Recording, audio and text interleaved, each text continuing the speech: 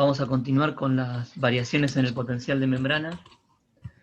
En este caso vamos a hablar de un tipo particular de variación del potencial de membrana que se da en algunas células a las que se denomina excitables, por tener esta característica, que es el potencial de acción. ¿Sí? Antes de pasar a la parte de potencial de acción, vamos a hacer un pequeño repaso de algunas de las características que tenían que ver con el valor que tomaba el potencial de membrana y qué cosas podían hacerlo variar. Habíamos dicho que cuando una célula estaba en estado estacionario tenía un potencial de membrana, que era una diferencia de potencial entre el lado interno de la membrana y el lado externo de la membrana, y que cuando la célula estaba en reposo, esa diferencia de potencial se mantenía constante, a eso se le denominaba estar en reposo, y para que eso ocurriera, las corrientes iónicas que pasaban a través de los canales que estaban en esa región de la membrana tenían que anularse unas con otras, ¿no? La suma de todas las corrientes iónicas que había por los canales que había en ese sector de la membrana tenía que dar una corriente neta de cero.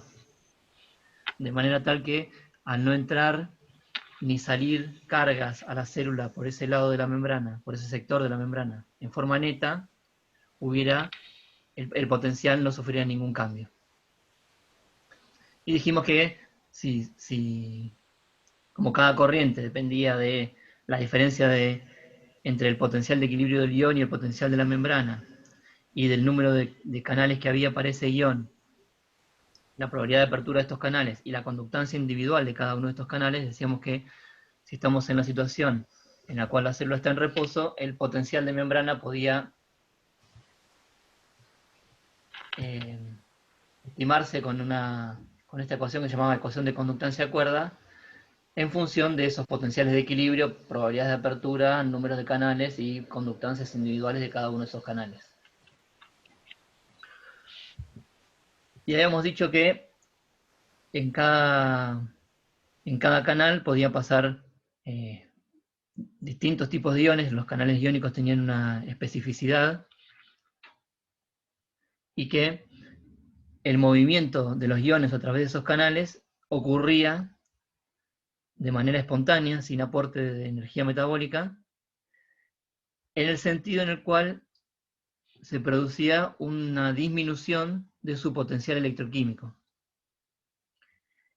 Y este sentido en el cual se produce una disminución del potencial electroquímico es aquel en el cual el movimiento del ion hace que el potencial de la membrana se acerque hacia su propio potencial de equilibrio. Habíamos dicho que esto determinaba que, según cuál fuera la relación entre el potencial de equilibrio del ion que pasaba por el canal y el potencial de la membrana, y según cuál fuera la carga del ion, esos dos factores, determinaba si los iones iban a entrar o salir de manera espontánea por un canal. Cuando hablamos de los distintos iones que tenían poblaciones importantes de canales en las células, habíamos nombrado al ion calcio, al ion sodio, al potasio y al cloruro, y habíamos dicho que normalmente en las células en reposo el potencial de membrana estaba en un valor negativo, podría estar dependiendo de cada célula, podía tomar distintos valores, y que según las distribuciones, según las concentraciones de los iones adentro y afuera de las células, los potenciales de equilibrio de los iones sodio y calcio siempre estaban muy por encima del valor del potencial de membrana en reposo en las células. Por encima me refiero a valores de potencial menos negativos, decíamos, ¿no? Que era una forma no ambigua de denominar cuando estábamos en valores mayores que el Bm o menores que el Bm. Le decíamos cuando decimos mayor que Bm nos referimos a menos negativos que el potencial de la membrana. Que el potencial de equilibrio del potasio estaba a valores de potencial, era más negativo que el potencial de reposo de la célula, que el potencial de membrana de reposo de la célula, y que en algunas células el potencial de equilibrio del cloruro podía estar por encima del valor del potencial de reposo, y en otras células podría estar por debajo del potencial de reposo.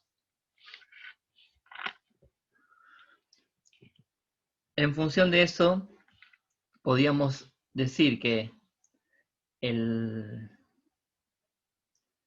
podíamos predecir en qué sentido se iba a dar el movimiento espontáneo de los iones cuando un canal estuviera abierto. Si tenemos en cuenta esto que les digo de los potenciales de equilibrio de los iones sodio y calcio, que están a valores menos negativos que el potencial de membrana de reposo. Si se abren canales de sodio o de calcio, ¿qué esperan que pase con los iones sodio o calcio? Me refiero a si entran a la célula o salen de la célula. Ingresan a la célula. Esos ingresan a la célula. Y el ingreso de esos iones de carga positiva a la célula es lo que hace que el potencial de la membrana se haga menos negativo y se acerque hacia el potencial de equilibrio de esos iones que eran menos negativos. Por otro lado, el ion potasio, cuando se abren los canales de potasio, ¿en qué sentido tiende a moverse? El potencial de equilibrio del potasio es más negativo que el potencial de membrana de reposo. Entonces, cuando se abren canales de potasio, el potasio tiende a moverse en el sentido en el cual hace que el potencial de la membrana se haga más negativo que en el reposo.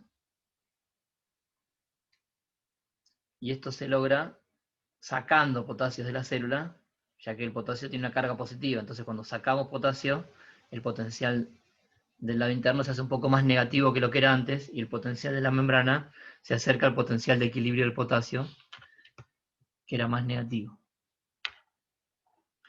Y lo que decíamos es que si teníamos una situación en la cual el potencial de membrana se mantenía constante, porque las corrientes de los iones se anulaban unas con otras, no había ninguna corriente neta.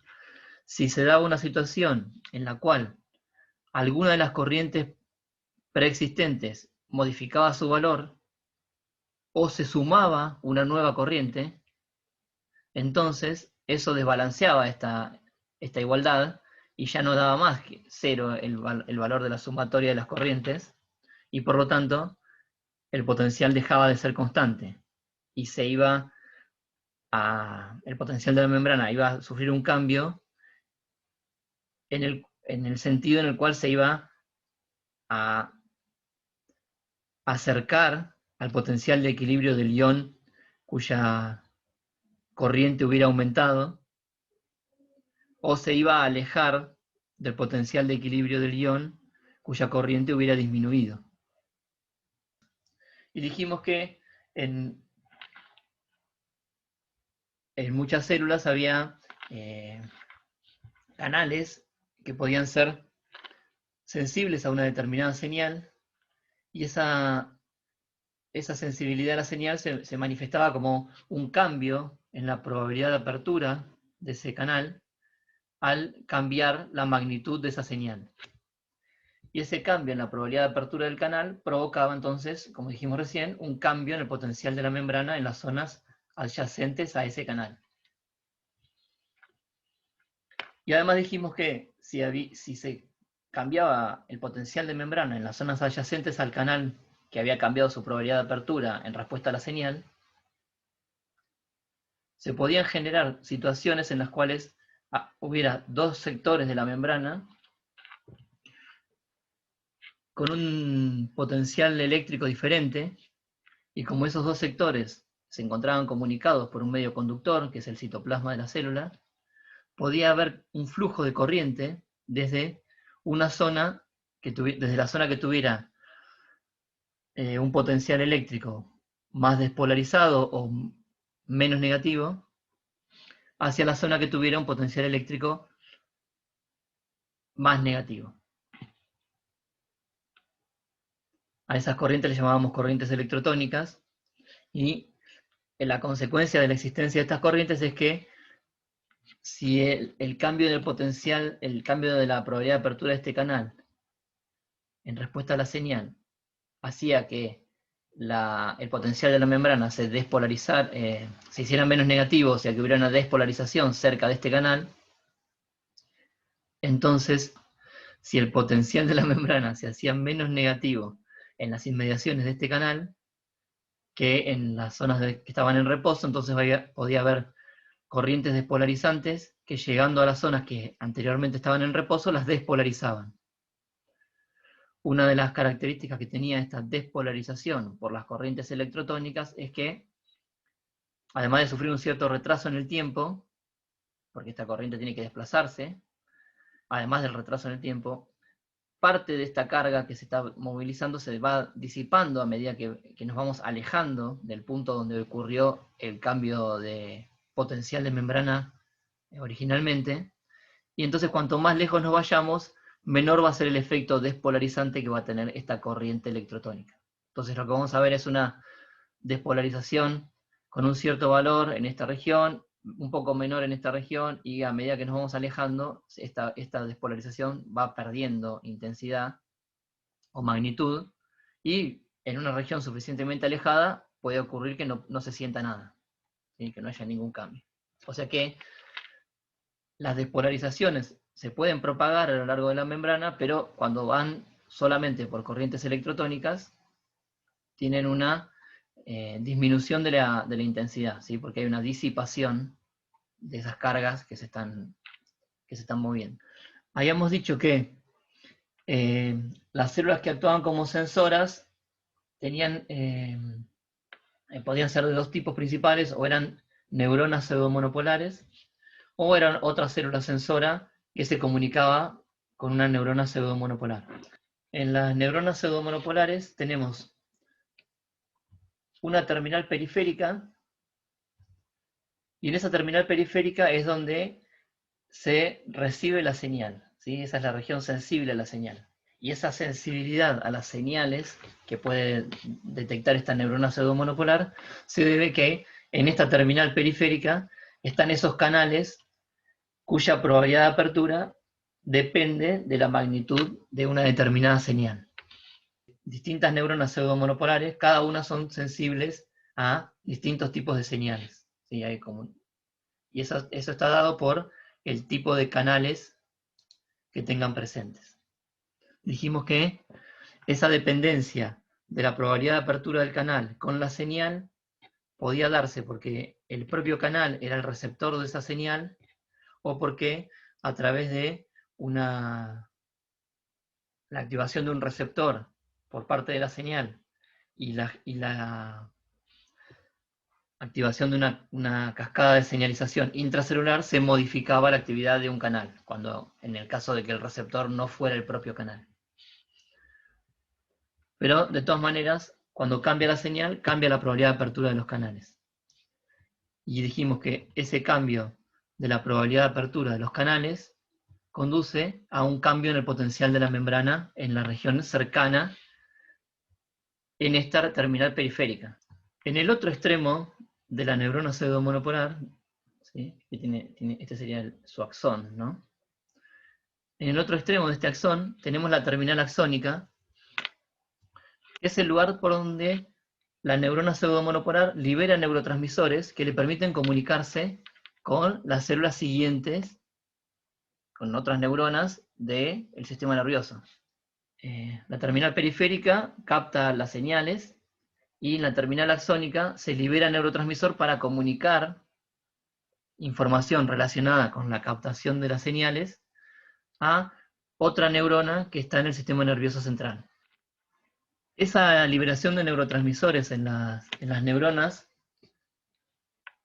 en la mayoría de los casos se da mediante exocitosis de neurotransmisores que están almacenados en vesículas en la terminal axónica.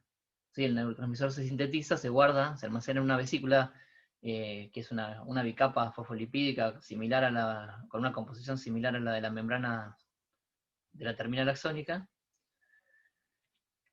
y por fusión de esa vesícula con la membrana citoplasmática se libera el contenido de la vesícula que tiene el neurotransmisor hacia el espacio sináptico. Eso lo vamos a ver con más detalle en la próxima clase.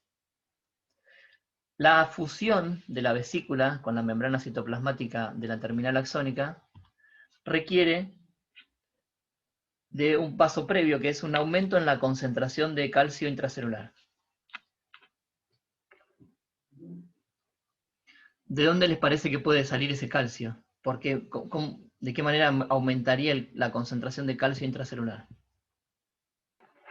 En las células en general, el calcio puede venir de dos lados. O sale del retículo endoplásmico,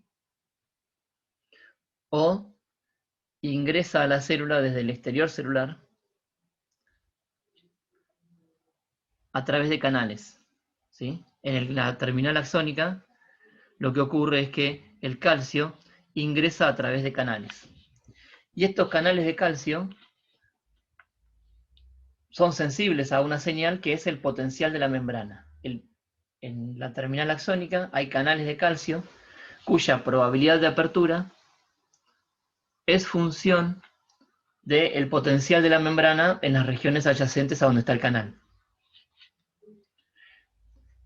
En el caso particular de estos canales de calcio, esa sensibilidad o esa variación de la probabilidad de apertura con el potencial de la membrana es la siguiente. Cuando la membrana se despolariza, o sea, cuando el potencial de la membrana cerca de este canal se hace menos negativo, entonces la probabilidad de apertura del canal aumenta.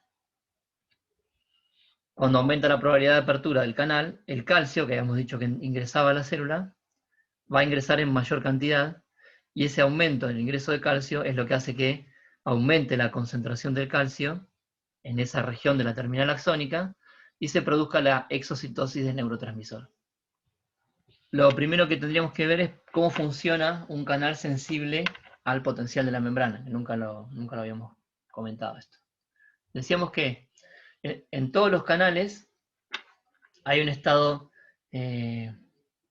cerrado que no permite el movimiento de iones y un estado abierto que sí permite el pasaje de iones. ¿Sí? Y el cambio del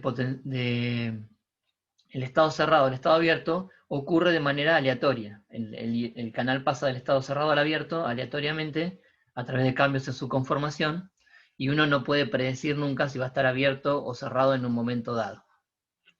Y eso determinaba esa probabilidad de apertura de la que estábamos hablando antes. En un canal sensible al voltaje existe una región con una gran abundancia de aminoácidos con carga positiva, por ejemplo argininas, y esa región actúa como el sensor del voltaje. Funcionan como detectores de ese cambio en el potencial de la membrana. Cuando el potencial de la membrana pasa de un valor a otro dentro de cierto rango, esos aminoácidos hacen que la proteína cambie de conformación y se modifica la probabilidad de apertura. El cambio entre cerrado y abierto sigue siendo estocástico, solo que en determinados valores de potencial de membrana va a haber un mayor predominio del estado cerrado, y en otros valores del potencial de membrana va a haber mayor predominio del estado abierto. En el caso de los canales de calcio que estamos viendo, la despolarización hace que aumente la probabilidad de apertura de esos canales. Podría haber canales en los cuales la despolarización disminuyera su probabilidad de apertura. ¿Sí? No es que siempre que se despolariza el canal aumenta su probabilidad de apertura. Pero en el caso de los canales de calcio que estamos viendo en la terminal axónica, sí, la despolarización aumenta la probabilidad de apertura, por eso entra más calcio.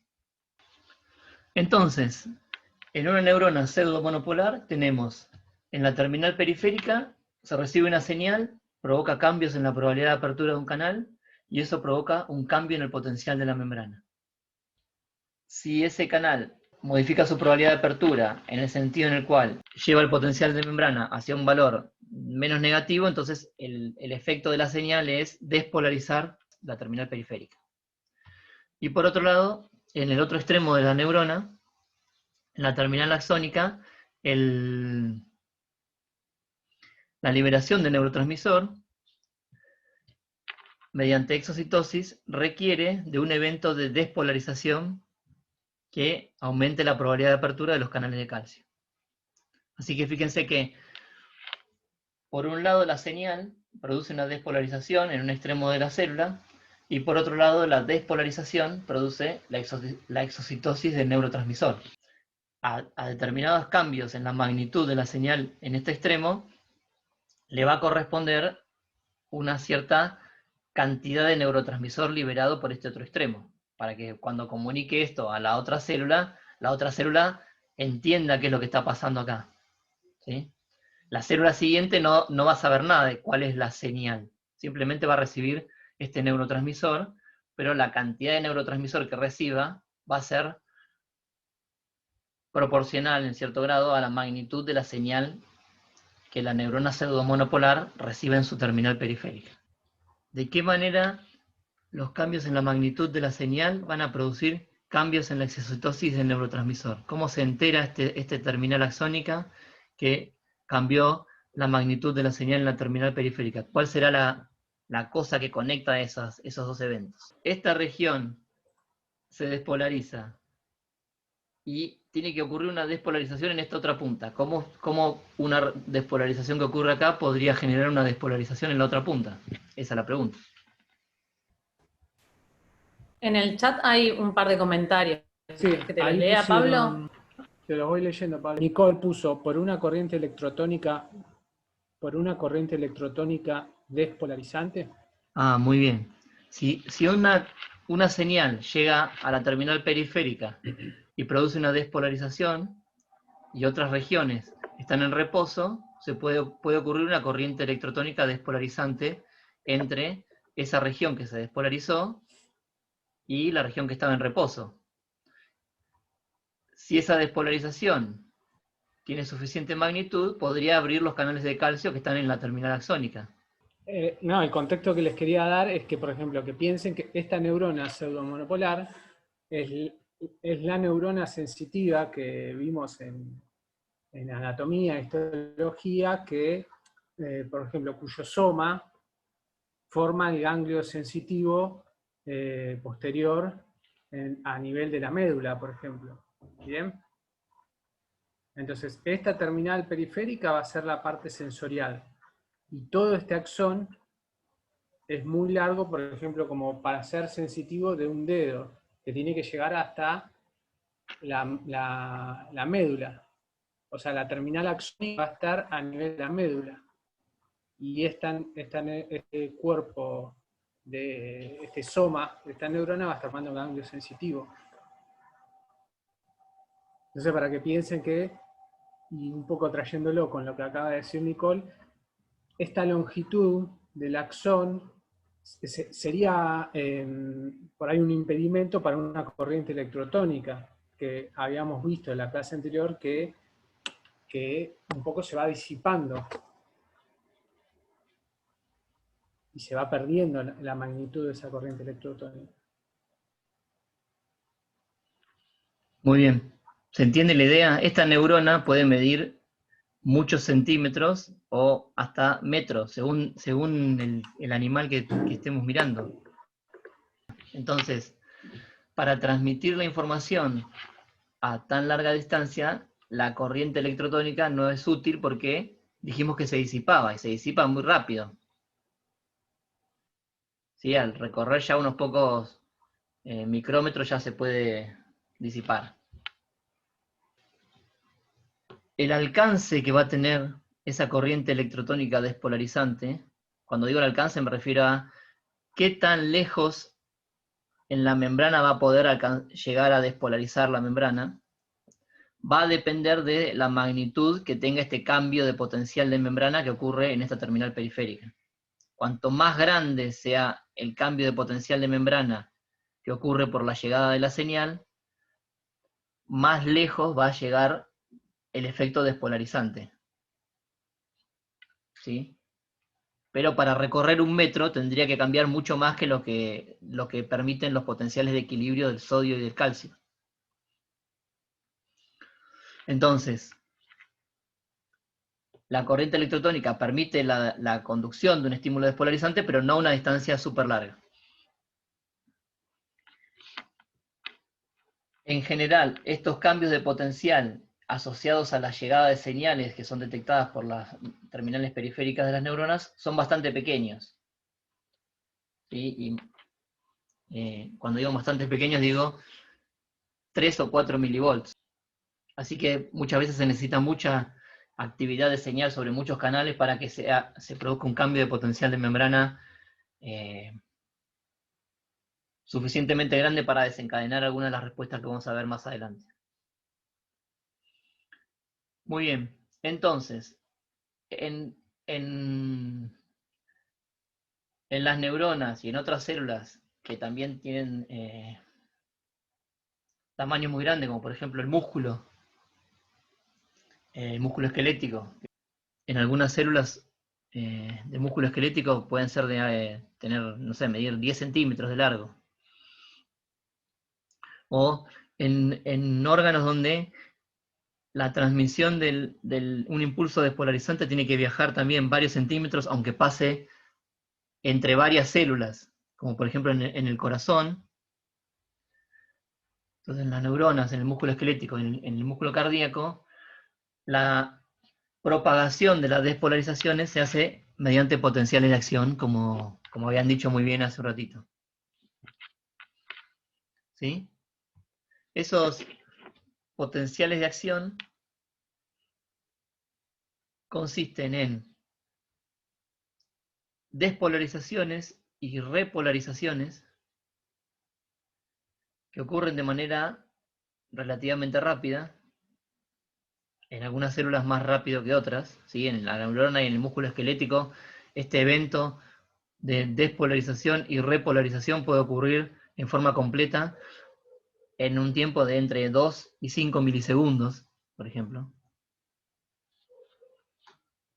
O sea que la célula se despolariza, fíjense, llega hasta más 50, y se repolariza de nuevo al reposo en 2 a 5 milisegundos, es muy rápido. En otras células, como en el músculo cardíaco, esto puede durar más tiempo, ¿sí? En el músculo cardíaco puede durar unos 200 milisegundos, el evento entre la despolarización y que se regresa al reposo.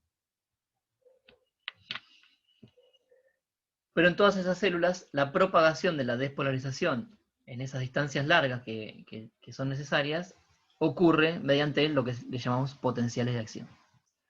Una de las cosas que vamos a ver más adelante es qué determina las distintas formas que tiene este potencial de acción en las distintas células. ¿Sí? Fíjense que la neurona y el músculo esquelético son parecidos entre sí, mientras que en el músculo cardíaco es muy diferente la forma del potencial de acción.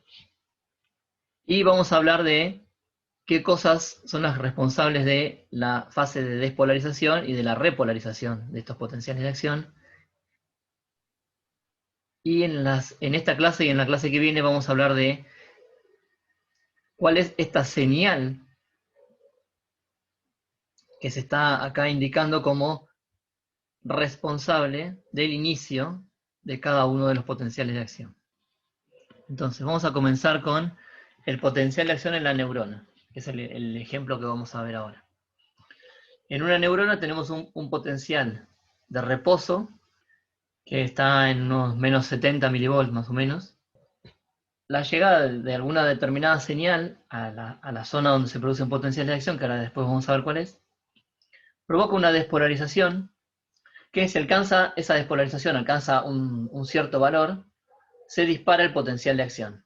Cuando digo se dispara me refiero a que la despolarización, esta que vemos acá en verde, ocurre muy rápidamente, y después de esa despolarización, en la cual el potencial de la membrana se supera el valor de 0 milivolt y tiende hacia valores cercanos al potencial de equilibrio del sodio, después de esa despolarización ocurre una rápida repolarización. A ese valor de potencial de membrana que es necesario alcanzar para que se dispare el potencial de acción, se lo denomina potencial umbral. ¿Qué es lo que hace que el potencial de la membrana pase de su valor de reposo a un valor determinado umbral? ¿Y qué podría hacer que después de alcanzado el umbral, esto aumente tan rápidamente y produzca una despolarización tan rápida? ¿Qué iones podrían ser responsables de una despolarización de esta neurona? Ahí, Pablo, en el chat dijeron Celeste y Eliana el sodio. El sodio, solo Calcio decir el también. sodio no nos dice que eso va a despolarizarse. ¿Qué tiene que pasar? Y 3 personas dijeron calcio. Podría ser también el calcio. Pero ¿qué tiene que pasar? Además de la identidad de un guión, ¿qué es lo que tiene que pasar para que la célula se despolarice? Ahí en el chat dijeron varias cosas. Aumento del APO del sodio, se abren los canales de sodio, que llega a una señal que produce una corriente despolarizante que modifica el BM y eso Sí. aumenta el APO del sodio. Por lo Bien, tanto, la corriente de sodio. muy bien. Llega una señal que modifica el BM. Lo que dicen es verdad. El aumento de la probabilidad de apertura de canales de sodio va a hacer que haya una corriente de sodio mayor que en el reposo. Y si aumenta la corriente de sodio con respecto al reposo, el potencial de la membrana se va a hacer más parecido al potencial de equilibrio del sodio que cuando estaba en el reposo, ¿sí? O sea que eso va a producir una despolarización. Muy bien. Si esos canales de sodio aumentan su probabilidad de apertura en respuesta a esta despolarización inicial, ¿qué tipo de canales serán entonces? ¿Sensibles a qué? Al voltaje. Al voltaje, muy bien. Son canales sensibles al voltaje, bien. En el caso estos canales sensibles al voltaje funcionan de manera tal que su probabilidad de apertura aumenta cuando el potencial de la membrana se hace menos negativo. ¿Y a qué se puede deber la repolarización? Por los canales de potasio. Por los canales de potasio, ¿qué pasa? También son sensibles al voltaje y aumentan su probabilidad de apertura. Hay canales de potasio sensibles al voltaje y aumentan su probabilidad de apertura. ¿Cuándo se despolariza? Son sensibles, claro, a la despolarización serían sensibles. Sensibles a la despolarización. Porque recuerden que decir que es sensible al voltaje solo me determina que la PO va a cambiar con el potencial de la membrana, pero no me dice en qué sentido va a cambiar, porque podría aumentar cuando se despolariza o podría disminuir cuando se despolariza. Ténganlo en cuenta eso porque existen canales y son muy importantes. Canales cuya probabilidad de apertura disminuye cuando la célula cuando la membrana se despolariza. Cuando les digo muy importante, les digo que si no funciona, nos morimos. Así de importantes, más o menos. Entonces, esos canales que estamos viendo en este caso en la neurona son canales de potasio cuya probabilidad de apertura aumenta cuando se despolariza la célula. Ahora les voy a preguntar algunas cosas con respecto a eso. Entonces, en la primera fase, en la fase de despolarización, tenemos como responsable de la despolarización la entrada de sodio por canales cuya probabilidad de apertura aumenta cuando la célula se despolariza. Y en la segunda fase tenemos salida de potasio por canales cuya probabilidad de apertura aumenta cuando la célula se despolariza. Y acá tenemos como 10 cosas para disparar. Entonces tenemos canales de sodio voltaje operados, canales de potasio voltaje operados. En ambos casos, la probabilidad de apertura de esos canales aumenta cuando el potencial de la membrana se hace menos negativo. Entonces, varias preguntas. Pregunta 1. ¿Por qué les parece que esta despolarización será tan rápida? Si la pequeña despolarización inicial aumenta la probabilidad de apertura de canales de sodio y eso despolariza la membrana, ¿qué efecto va a tener eso en la probabilidad de apertura de los canales de sodio? Es como una retroalimentación positiva que hace que a medida que pasa el tiempo aumente cada vez más hasta que llega el momento que el canal de potasio inactiva eso y baja. Está bastante bien lo que decís, sobre todo en la primera parte. Muy bien, es una retroalimentación positiva. La despolarización inicial aumenta la probabilidad de apertura de unos canales de sodio. Ese aumento de la probabilidad de apertura hace que entre más sodio, lo cual despolariza la membrana. Esa despolarización hace que aumente más la probabilidad de apertura de los canales de sodio, lo cual hace que entre más sodio, y entonces se despolariza más la membrana y aumenta más la probabilidad de apertura de los canales de sodio. Y hay más corriente de sodio, se despolariza más la membrana y aumenta más la probabilidad de apertura de los canales de sodio. Es una retroalimentación positiva, como vos decís perfectamente, que hace que el aumento o la despolarización ocurra muy rápidamente, porque cada vez tengo más probabilidad de apertura en los canales que se ocupan de despolarizar. Muy bien. Y lo que vos decís es, después, los canales de potasio inactivan eso y el potencial de la membrana vuelve al reposo. Ahora la pregunta es, ¿por qué vuelve tan rápido al reposo?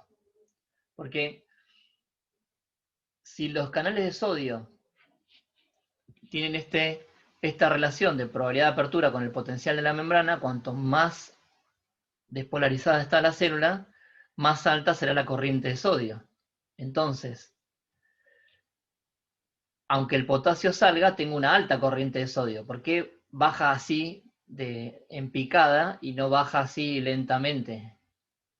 O se mantiene constante en el tiempo. Porque piensen que la entrada de sodio por estos canales y la salida de potasio por estos canales podrían llegar a compensarse y alcanzarse un nuevo estado estacionario acá más arriba. ¿Se acuerdan que habíamos hablado alguna vez de que uno puede estar en reposo y después cambia una condición y se puede alcanzar un nuevo estado estacionario en una situación diferente de la del reposo? Podría ser que esto se mantuviera constante o que cayera lentamente.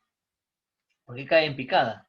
La segunda pregunta es, si los canales de potasio también aumentan su probabilidad de apertura al aumentar el potencial de membrana o al hacerse menos negativo el potencial de membrana, ¿por qué esto llega a subir? ¿Por qué cuando el sodio empieza a despolarizar, la apertura de los canales de potasio ya tendería a anular el efecto despolarizante del sodio? ¿Se entiende? El sodio está despolarizando la membrana, pero la despolarización, además de abrir canales de sodio, también abre los canales de potasio. Entonces, ¿por qué sube así tan rápido? ¿Por qué no sube súper lento o no sube en absoluto y queda en una especie de meseta por acá? Porque la salida de potasio tiende a llevar el potencial de la membrana hacia valores más negativos. Se tendría que oponer al efecto del sodio de llevar el potencial de membrana a valores más positivos. Los de potasio, Francisco pone, los de potasio tienen una cinética más lenta de apertura. Esa es la primera parte, muy bien. Los de potasio, si bien ambos canales aumentan su probabilidad de apertura cuando el potencial de la membrana se hace más positivo o menos negativo, el tiempo que le lleva a abrirse a los de sodio es muy corto, se abren muy rápido. Mientras que los de potasio tardan más tiempo en abrirse. Entonces, en la primera etapa tenemos la apertura de los de sodio muy rápidamente y los de potasio, que ya recibieron el estímulo para abrirse, se están abriendo, pero todavía no predomina el estado abierto porque se abren más lentamente. Piensen que es una proteína que tiene que cambiar de una forma a la otra forma. Ese movimiento, ese cambio de forma o de conformación de la proteína, en el caso de la proteína de potasio, del canal de potasio, lleva mucho más tiempo. Esa es una parte, muy bien.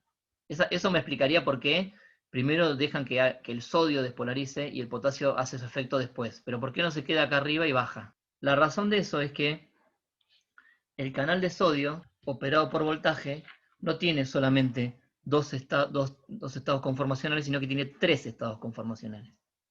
Por un lado tiene lo que habíamos visto inicialmente para los canales operados por voltaje, que es que puede cambiar entre un estado cerrado y un estado abierto de manera aleatoria, pero la despolarización favorece el estado abierto.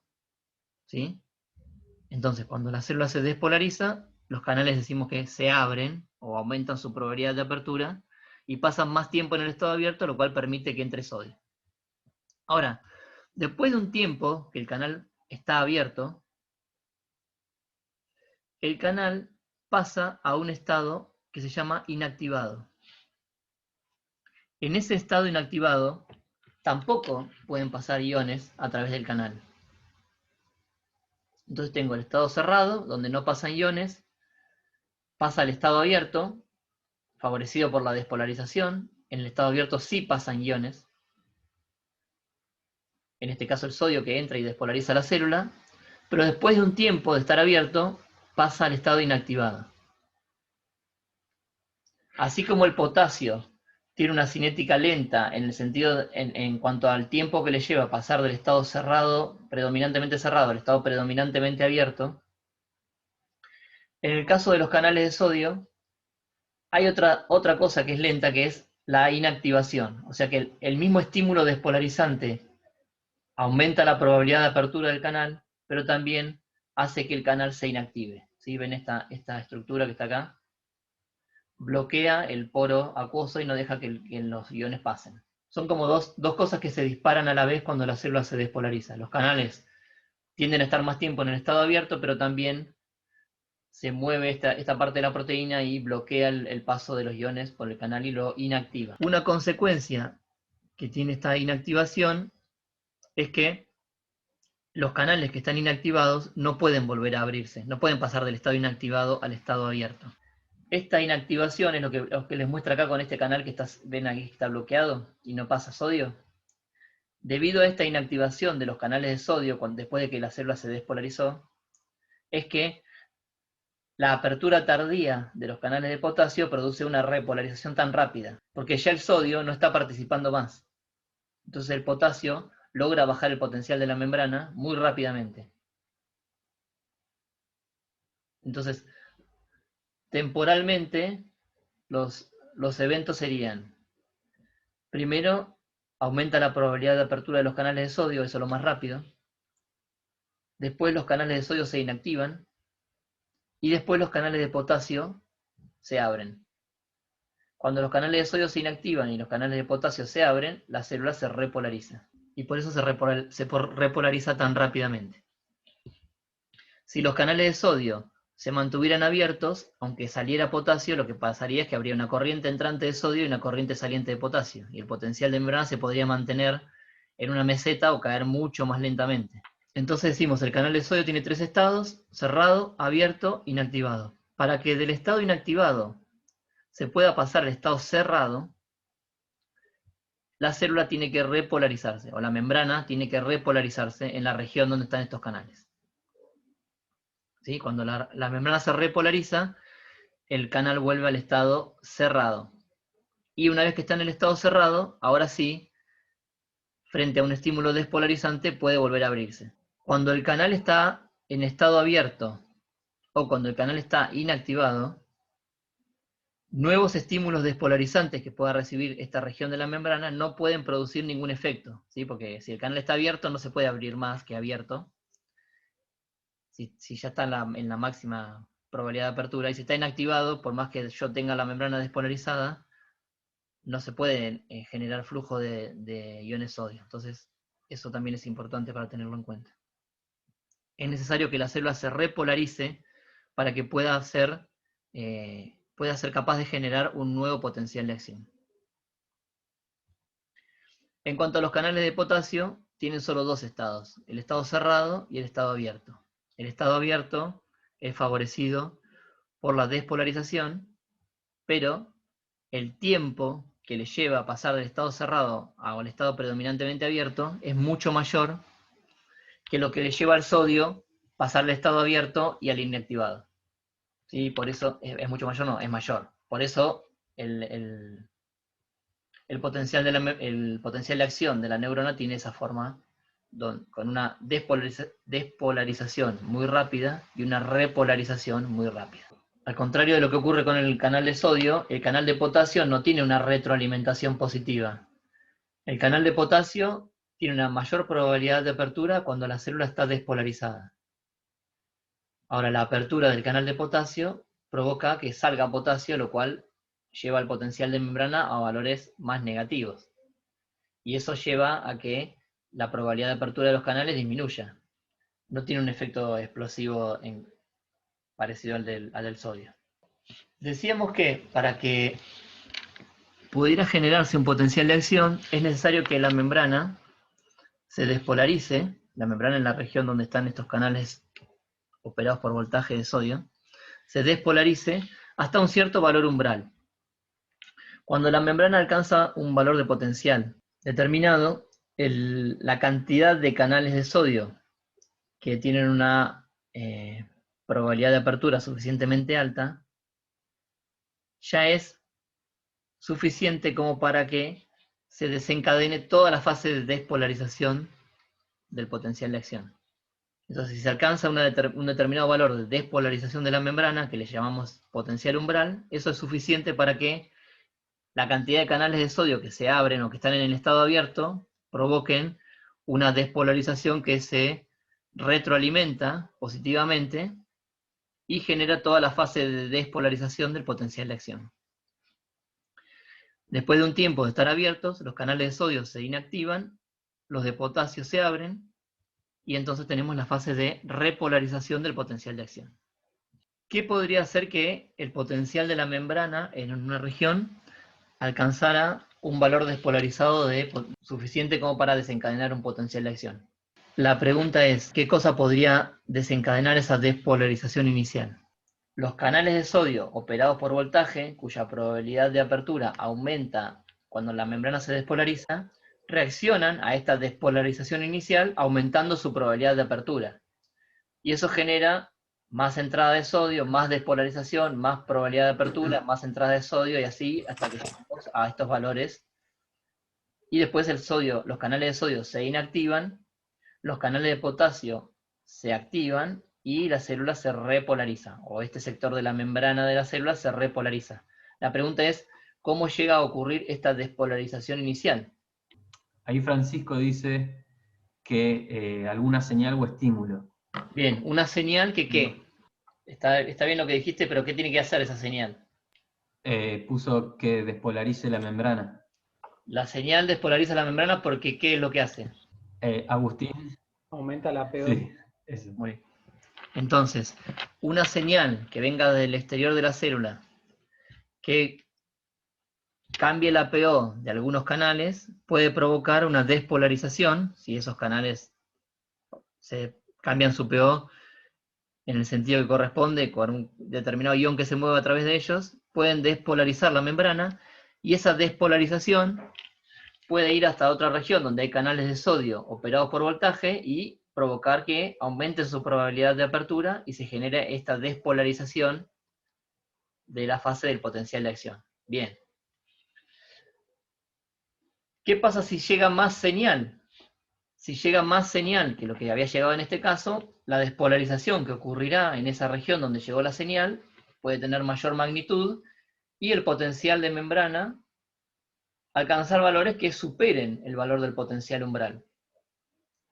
¿Qué va a pasar si se abren si se alcanza un potencial de membrana más despolarizado que el potencial umbral? ¿Qué les parece que pasará? ¿Qué pasará con los canales de sodio operados por voltaje?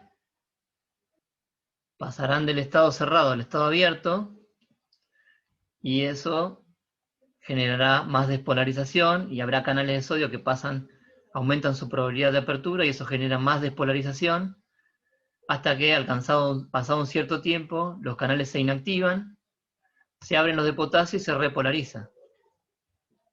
O sea que tanto si la despolarización inicial alcanza justo el valor umbral, como si la despolarización inicial supera el valor umbral, lo que termina produciéndose es un potencial de acción, todo completo. Y este potencial de acción es igual a este otro. Una vez que se alcanza el valor que le llamamos valor umbral, la cantidad de canales de sodio que se pueden abrir es suficiente como para producir la despolarización, y esa despolarización después concluye cuando los canales se inactivan, y también se repolariza cuando se abren los de potasio. Entonces, esto que pasa es independiente de la magnitud de esta despolarización inicial, siempre y cuando se alcance el umbral. Si se alcanza el umbral o se supera, lo que vamos a tener es la generación de un potencial de acción. Y este potencial de acción es siempre el mismo. ¿De qué depende la forma de este potencial de acción? De los canales que estén presentes en esta región para generar esta despolarización y esta repolarización. Pero va a ocurrir de igual manera si se alcanza el umbral o si se supera el umbral. Es lo mismo. Entonces, ténganlo en cuenta eso.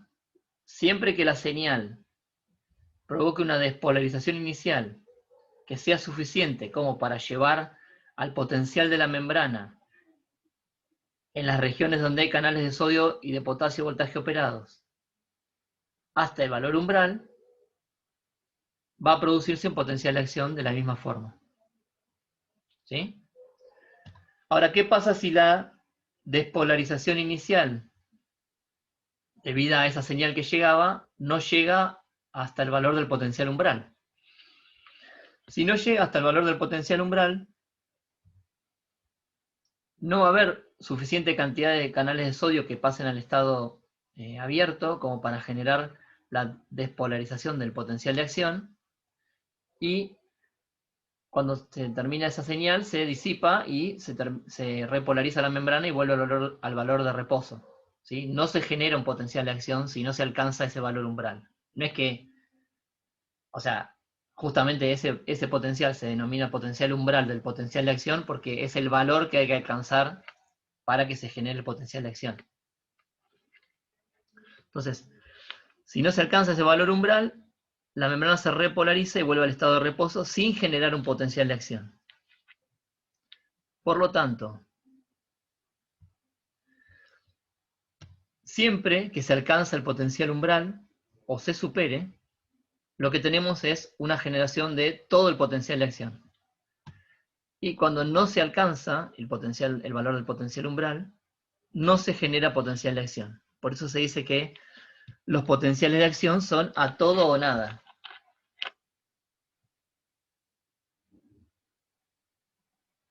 Los potenciales de acción son a todo o nada. O se genera potencial de acción y tiene la misma forma, independientemente de cuánto se haya superado el umbral, o no se genera ningún potencial de acción si no se alcanza el umbral. Esto es muy diferente de lo que ocurría con el potencial de receptor. ¿Se acuerdan que el potencial de receptor, cuanto más señal llegaba a la célula, más probabilidad de apertura generaban los canales, por ejemplo, y eso generaba mayor magnitud de despolarización. En el caso del potencial de acción, no. O se produce un potencial de acción, o no se produce potencial de acción. No hay grados intermedios de potenciales de acción más bajitos o más altos según la intensidad de la señal. Entonces, el potencial de receptor es graduado. La magnitud del potencial de receptor es dependiente de la magnitud de la señal que llega a la célula. Pero el potencial de acción no es graduado, es a todo o nada. Esta característica es muy importante. Vamos a ver qué consecuencias trae.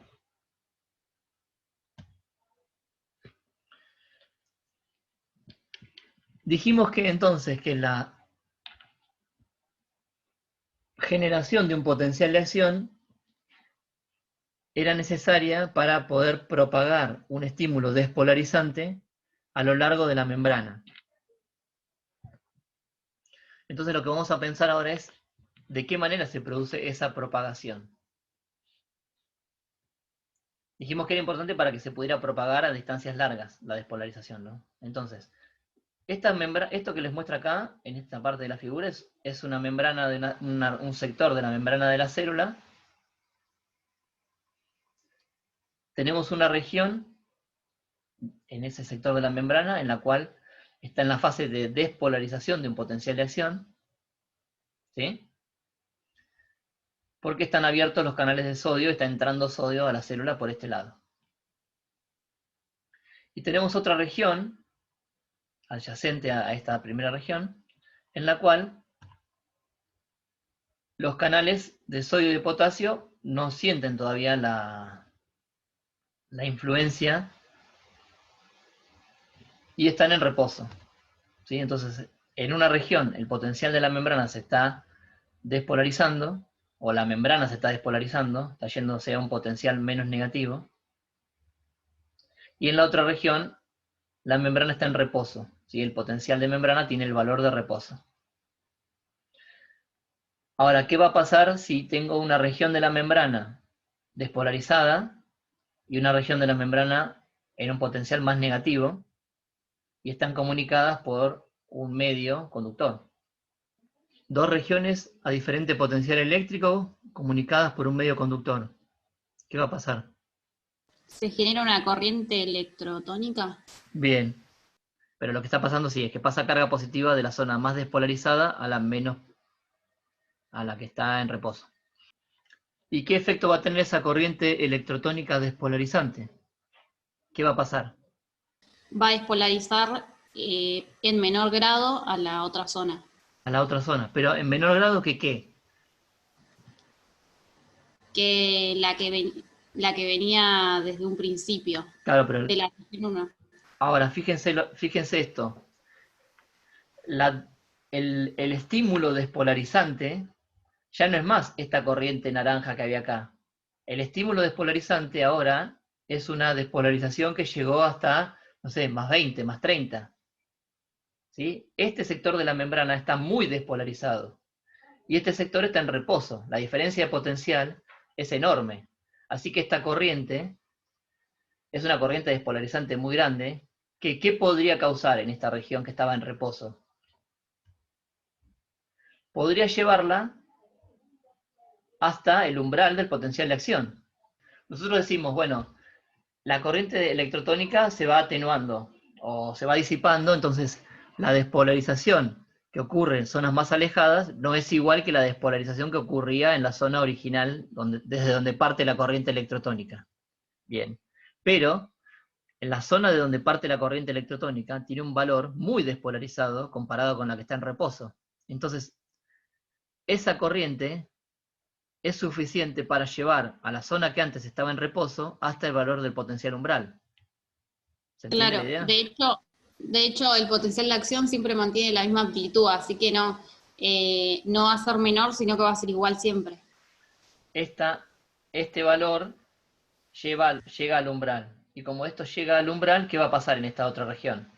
La región que le llamamos 2 acá. Si llega al umbral, ¿qué va a ocurrir? Y hay canales de sodio y de potasio operados por voltaje. ¿Se va a despolarizar? Se va a despolarizar, se despolarizó como resultado de esta corriente electrotónica que llegó. A ver, repito.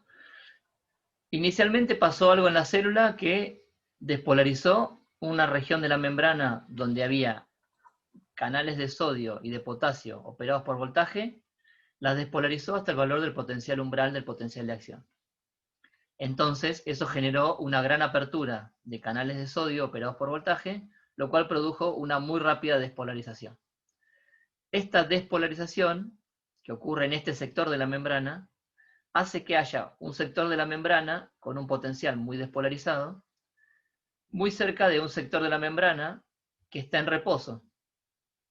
Entonces, hay una gran diferencia de potencial entre dos sectores de la membrana comunicados por un medio conductor.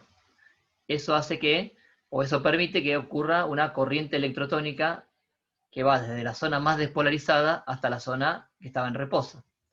Esta corriente electrotónica despolarizante va a despolarizar a la región que estaba antes en reposo.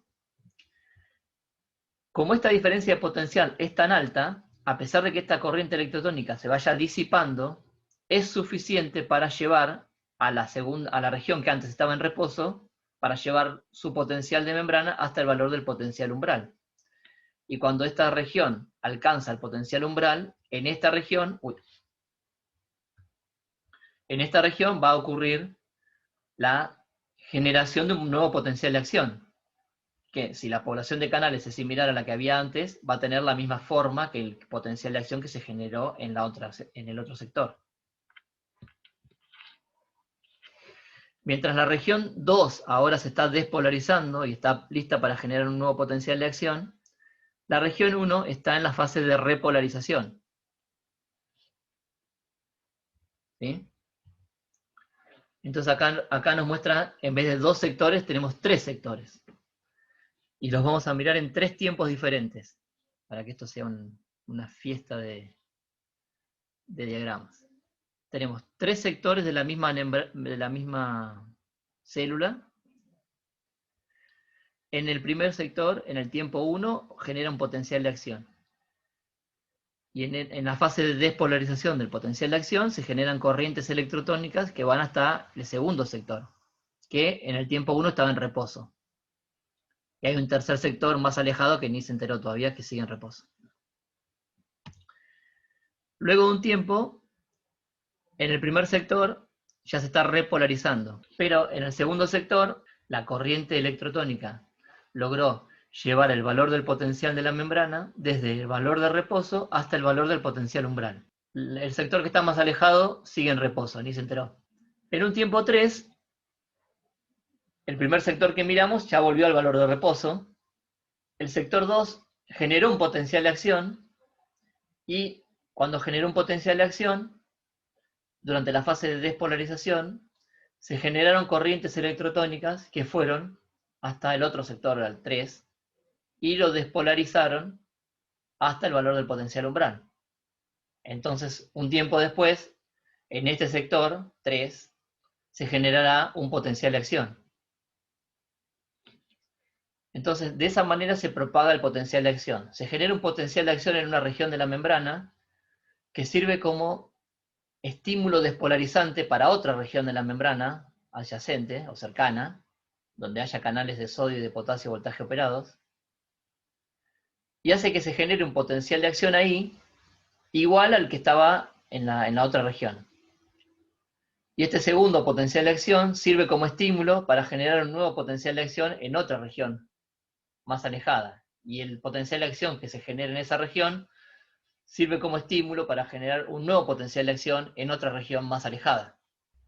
La consecuencia de esto es que la despolarización que ocurrió inicialmente, que generó un potencial de acción, puede replicarse en distintos sectores de la membrana a través de la generación de estos potenciales de acción que son siempre iguales, y por lo tanto se puede propagar sin atenuarse. El potencial de acción que se generó acá en el inicio es el estímulo para generar un nuevo potencial de acción en otra región, y ese potencial de acción es el estímulo para generar un nuevo potencial de acción en otra región más alejada, y así puede ocurrir múltiples veces a lo largo de un axón, y no importa cuántos metros tenga el axón, si siempre existen estas poblaciones de canales, siempre puede replicarse un potencial de acción y generar la despolarización de otra región más alejada y producirse esa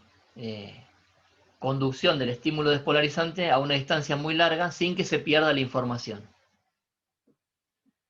¿Cuál sería la única condición que tiene que haber para que esto funcione? Para que esto se pueda hacer infinitamente, digamos. ¿Qué necesitaría? ¿Qué condición se tiene que cumplir? Que se supere el potencial umbral. Muy bien, que siempre se alcance el umbral, ¿sí? Entonces, estos canales de sodio y de potasio van a tener que estar unos de otros, si no están en toda la membrana, van a tener que estar separados por una distancia tal que la corriente electrotónica que va de un sector donde se produce un potencial de acción hasta el otro sector donde hay canales operados por voltaje, sea suficiente para llevar el potencial al valor umbral.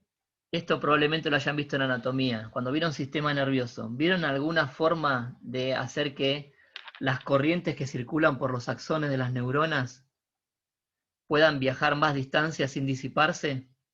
Las vainas de mielina ayudaban a eso. Bien, la vaina de mielina, ¿qué es lo que hace? Yo me acuerdo que funcionaba como un aislante, pero no Funciona sé como un bien aislante, qué muy bien. Puede ser una célula que está enrollada alrededor del axón, muchas veces, para que esas corrientes puedan viajar más distancia sin disiparse. Las cosas que son necesarias son o que la resistencia en el axón sea más baja, lo cual puede lograr aumentando el diámetro del axón.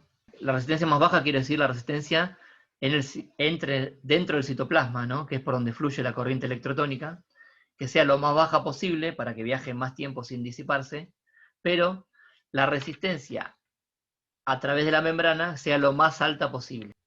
En muchas neuronas lo que tenemos es una célula que está enrollada muchas veces alrededor del axón, y la membrana de esa célula entonces actúa como un aislante que separa el líquido intracelular en el axón del líquido extracelular.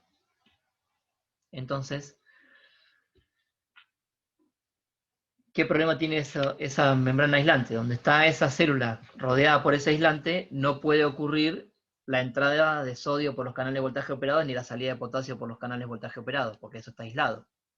Por suerte, esas células no cubren completamente el axón, sino que dejan espacios abiertos donde el axón sí está en contacto con el líquido extracelular. Y de esa manera en esos espacios, se llaman nodos, tienen una concentración elevada de canales de sodio voltaje operados y de canales de potasio voltaje operados a los lados, y entonces es en esas regiones donde ocurren los potenciales de acción. Esto permite que haya una conducción del estímulo a larga distancia y a una muy alta velocidad, puede llegar hasta 130 metros por segundo, que es mucho, con unos axones de un diámetro muy pequeño como los que tenemos en los humanos, por ejemplo. El potencial de acción que se genera en un sector de la membrana es un estímulo despolarizante que permite despolarizar la membrana en otro lugar y puede generar un nuevo potencial de acción si hay canales de sodio y de potasio voltaje operados en ese sector. Y lo que se necesitaba era que la separación entre los sectores donde estaban los canales voltaje operados fuera lo suficientemente pequeña como para que la corriente despolarizante alcanzara a llevar al potencial desde el valor de reposo hasta el valor del potencial umbral. Con eso ya era suficiente para garantizar que se iba a producir un nuevo potencial de acción que iba a servir como estímulo para otra región de la membrana y así propagarse sin atenuación a lo largo de todo el axón, sin importar qué tan largo sea el axón, porque el estímulo se regenera en cada sector donde se produce un potencial de acción. Otra característica que tiene el potencial de acción es que cuando se genera un potencial de acción, en la fase despolarizante o de despolarización del potencial de acción, tenemos todos los canales de sodio que están disponibles en el estado abierto inicialmente, ¿no? En la fase despolarizante. Entonces, una vez que están todos los canales de sodio en el estado abierto, y mientras está produciendo esta despolarización, si llega un segundo estímulo a la célula y se intenta hacer una nueva, o llega un nuevo estímulo despolarizante, no se puede generar una despolarización mayor que la que ya está ocurriendo, porque lo que está ocurriendo es lo máximo posible, que todos los canales de sodio estén abiertos despolarizando la membrana.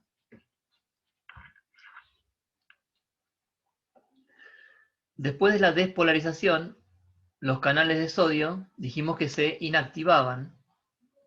Y cuando están inactivados, esos canales de sodio no pueden pasar al estado abierto hasta que no vuelvan a pasar al estado cerrado. Y para volver al estado cerrado, es necesario que la membrana se repolarice. Por lo tanto, mientras dura la repolarización también, hasta que no se alcance un valor suficientemente repolarizado como para que haya muchos canales de sodio en estado cerrado y que puedan volver a abrirse,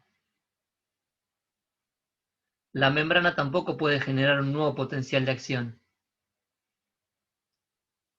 Entonces, mientras se está despolarizando, la llegada de nuevos estímulos no pueden producir otro potencial de acción por encima del que ya está ocurriendo, porque están todos los canales ya abiertos.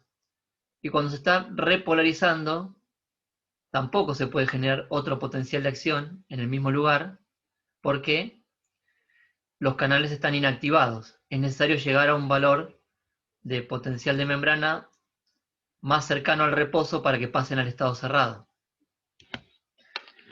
Entonces se dice que mientras el sector de la membrana está generando un potencial de acción, ya sea en la fase de despolarización o la de repolarización, está refractaria, esa es la palabra, para la generación de un nuevo potencial de acción. ¿Sí? Al periodo de tiempo durante el cual está ocurriendo el potencial de acción en un sector de la membrana y en ese sector de la membrana no se puede generar un nuevo potencial de acción, se lo denomina periodo refractario. ¿Qué consecuencia tiene esto? Cuando en un sector de la membrana llega una despolarización y se genera un potencial de acción, ese potencial de acción dijimos que sirve como estímulo despolarizante para otros sectores de la membrana. y si hay canales de sodio y de potasio operados por voltaje, se puede producir un nuevo potencial de acción en ese otro sector. Ahora, cuando se genera ese nuevo potencial de acción, este puede servir como estímulo despolarizante para un sector de la membrana que estaba en reposo, pero también podría ser un estímulo despolarizante para un sector de la membrana que se está repolarizando. Por ejemplo, si en este sector el potencial está en la zona verde, por acá arriba, y en este otro sector, donde había ocurrido un potencial de acción antes, estamos en la zona roja, por acá abajo, ¿sí? Acá ya se está repolarizando, mientras acá está comenzando la fase de despolarización, o está hacia el final de la fase de despolarización. También hay una diferencia de potencial entre este sector y este primero. Y hay corrientes despolarizantes que vayan para acá, ¿sí? Desde este sector que está más despolarizado hasta este que está, imaginemos que estaba ponerle en 0. Y este está por acá en más 30. Entonces va a haber corrientes despolarizantes que vayan de más 30, del sector que está en más 30 al sector que está en 0. Pero en el sector que está en 0, los canales de sodio están inactivados y esas corrientes despolarizantes no pueden generar un nuevo potencial de acción. Mientras que en el sector que estaba en reposo, esas corrientes despolarizantes sí pueden generar un potencial de acción. Esto hace que los potenciales de acción se propaguen en un único sentido. Una vez que se inicia un potencial de acción en un sector, avanza en un sentido, pero no puede volver, porque en las zonas desde donde vinieron los estímulos despolarizantes, están refractarias para la generación de nuevos potenciales de acción. Entonces, si se inicia un potencial de acción acá, puede generar un potencial de acción en este otro lugar. Pero cuando se genera un potencial de acción en este otro lugar, en el cuadro del medio, puede generar un potencial de acción más hacia la derecha, pero no puede generar un potencial de acción más hacia la izquierda, porque la zona que estaba más a la izquierda está todavía refractaria para la nueva generación de potenciales de acción. Esto hace que la propagación de los potenciales de acción entonces sea en un sentido único. En la neurona pseudomonopolar, los distintos eventos que ocurren están relacionados con las diferentes distribuciones de los canales en las distintas regiones.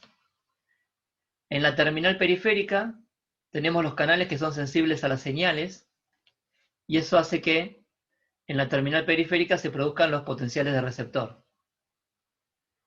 Los canales de sodio, voltaje operados, y de potasio, voltaje operados, están únicamente en el axón de la neurona. No están ni en la terminal periférica ni están en la terminal axónica. Solo están en el axón. Y es en ese lugar donde ocurren los potenciales de acción. Los canales voltaje operados que permiten la entrada de calcio y la exocitosis de neurotransmisor están en la terminal axónica, y es ahí donde ocurre la exocitosis del neurotransmisor. Como la señal despolarizante inicial es el cambio de potencial asociado a la llegada de las señales a los canales sensibles a la señal, el primer sector de la neurona pseudomonopolar donde va a ocurrir potenciales de acción es en la zona del axón adyacente a la terminal periférica. Ahí va a ocurrir el primer potencial de acción y solo se va a propagar en el sentido en el que va hacia la terminal axónica, porque, bueno, inicialmente no hay canales operados por voltaje para el lado de la terminal periférica, entonces no puede ir para ese lado. Y después, cuando el potencial de acción empiece a avanzar por el axón, va a tener hacia el lado de la terminal axónica la membrana va a estar en reposo, y hacia el lado de la terminal periférica la membrana va a estar refractaria a la generación de nuevos potenciales de acción. Entonces, el potencial que se genera acá se va a transmitir acá, y de acá va a poder pasar a este lugar, pero no va a poder pasar a este otro. Entonces va a ir hasta acá. Cuando esté acá, va a poder moverse hacia el lado de la terminal axónica, pero no hacia el lado de la terminal periférica, porque está refractario. Y entonces por eso va a propagarse en el sentido que va desde la terminal periférica hacia la terminal axónica. Cuando llegue el último potencial de acción en la zona del axón más cercana a la terminal axónica, el estímulo despolarizante producido por el potencial de acción va a ser el que va a abrir los canales de calcio, que van a permitir la entrada de calcio, que va a hacer que el neurotransmisor sufra exocitosis. Entonces, la transmisión de la información en las neuronas tiene un único sentido. Va desde la periferia hacia la terminal axónica que está en el sistema nervioso central. ¿Sí? En las otras neuronas también funcionan así. Tienen una región donde recibe la señal y una región por la que emite la señal. Y las dos regiones están comunicadas por una zona donde se pueden generar potenciales de acción, y esos potenciales de acción viajan en un único sentido.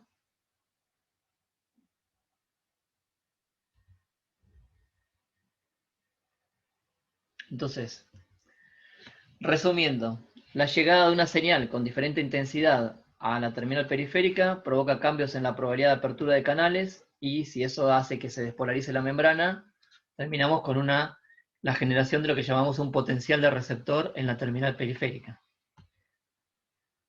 En la parte inicial del axón se genera un potencial de acción que sirve como estímulo despolarizante para generar potenciales de acción en regiones adyacentes que van avanzando por el axón hasta llegar a la terminal axónica, donde esa despolarización produce el aumento de la probabilidad de apertura de canales de calcio, y eso hace que entre calcio y se produzca la exocitosis del neurotransmisor.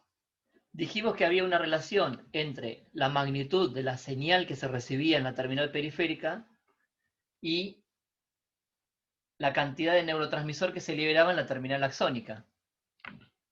Pero en esto que mostramos recién, que estuvimos hablando, dijimos que siempre que en la porción inicial del axón se alcance el potencial umbral de potencial de acción o se supere, se va a producir un potencial de acción. Si se supera el umbral, se produce un potencial de acción. El potencial de acción que se genera es igual al potencial de acción que se genera si se alcanza justo el umbral. O sea que se perdería la información esta de que aumentó la señal, aumentó la despolarización, se genera potencial de acción, porque siempre que se alcance el umbral, se genera el mismo potencial de acción. ¿De qué manera estará codificada esta relación de cambio de magnitud de la señal como para que termine produciendo un cambio en la liberación de neurotransmisor? La manera en la cual se relaciona la magnitud de la despolarización que ocurre en la zona inicial del axón con la liberación de neurotransmisor en la terminal axónica es a través de la modificación de la frecuencia de potenciales de acción que se generan. O sea, siempre que se supere el umbral en esta región inicial del axón, se van a abrir canales de sodio y voltaje operado y se va a generar un potencial de acción. A medida que aumenta el estímulo despolarizante y se supera en mayor grado el umbral, los potenciales de acción que se producen son siempre iguales. Pero cuanto más despolarizada esté la membrana en la región inicial del axón, los potenciales de acción se van a generar con mayor frecuencia. O sea, va a haber menor separación temporal entre un potencial de acción y otro.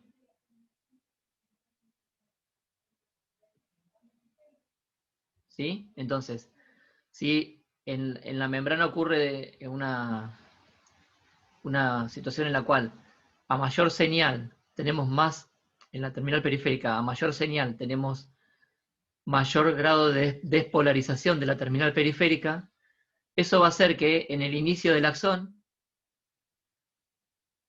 si no se alcanza el umbral, no se generan potenciales de acción. ¿Sí? Que como que estábamos en el reposo, no se alcanza el umbral acá en el inicio de la terminal axónica, no hay potencial de acción. Si se alcanza el umbral, va a haber una cierta frecuencia de potenciales de acción que se generan, mientras me mantenga en un potencial por encima del umbral.